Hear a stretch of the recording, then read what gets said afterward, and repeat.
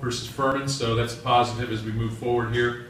A lot of things happened in the first game that you're trying to control. You know, I thought our football team came out and played hard. That's number one. Number two, obviously we had too many penalties. When you look at 120 yards worth of penalties compared to, L.J. Scott rushing for 107 yards, which I thought he had a great football game. That's a lot of yards, especially at inopportune times for us, and really sort of told the story of the game as we proceeded through the whole football game. When you look at us offensively, I thought we ran the ball effectively. Because of the penalties, we didn't have the ball as many times as we wanted to in the third quarter.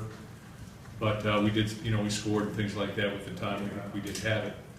2 turnovers, or -1 in the turnover margin, which affects the outcome of a football game usually, so we were able to overcome that as well. So the penalties and the turnovers really makes the game a little bit more, makes the game a little closer than maybe that we wanted it. Give Furman credit. I thought they played very well, had a good plan going into the football game.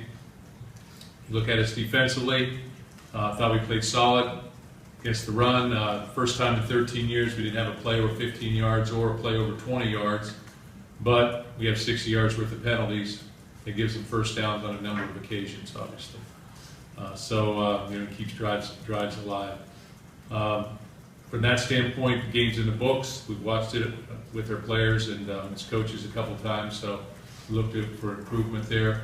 I thought offensively, Tyler O'Connor, probably a little nervous initially, but got off after that start. I thought he played pretty well.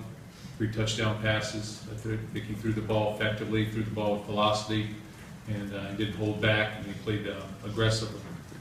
Again, got to hold on to the football. Can't have mistakes with the football in our hands at any point in the game. And that's number one. 2 balls on the ground too often. Where we're at right now, I think, is we've got a week off, which is a little bit different, probably more different than we've had in the past.